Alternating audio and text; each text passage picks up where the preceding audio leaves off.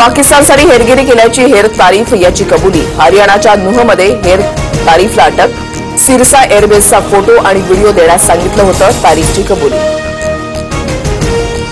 मध्य प्रदेशमधील भाजपा मंत्री विजय शहाला सुप्रीम कोर्टानं फटकारलं। कर्नल सोफिया कुरेशींवरील आक्षेपार्ह वक्तव्याची कोर्टाकडून गंभीर दखल।